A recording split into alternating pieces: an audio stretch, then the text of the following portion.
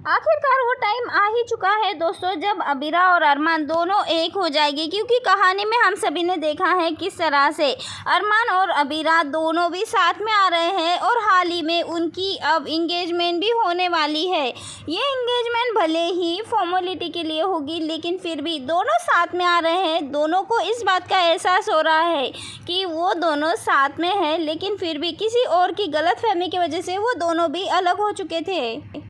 और यहीं पे गुस्से में आके दादी सा अरमान पे हाथ उठाने वाले हैं, क्योंकि अबीरा का एक बड़ा राज सबके सामने आने वाला है।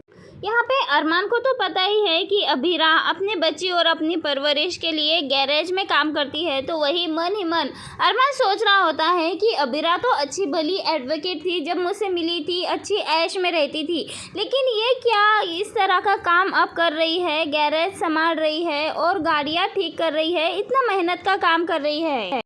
अबीरा अपने लाइफ में खुश थी, अच्छी भली थी, लेकिन मेरी वजह से अबीरा आज इस मुकाम पर है।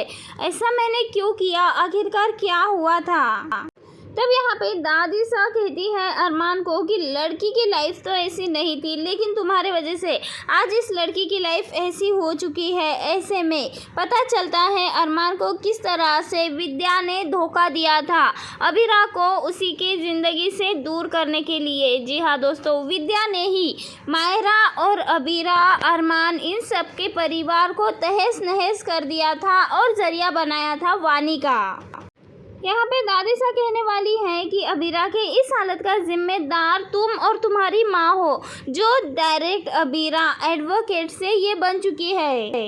यहाँ पे अरमान कहता है कि दादी सा आपको पता है आप जिस तरह की बातें कर रही हैं ना, ये बातें मुझे चुभ रही है। आप ना जाने क्यों उस पराई लड़की की बातें करती है, आपको हम नहीं दिखते। तब यहाँ पे दादी सा बताती है किस तरह से अरमान की माँ ने अबीरा के साथ, वानी के साथ गलत किया है।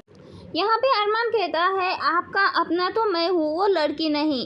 तब यहाँ पे दादी सा कहती है कि अपना या पराया नहीं देखते, बल्कि बात तो सच्चाई की होती है, और तुमने उस लड़की के साथ गलत किया है, तुमने उस लड़की से रिश्ता तोड़ा है।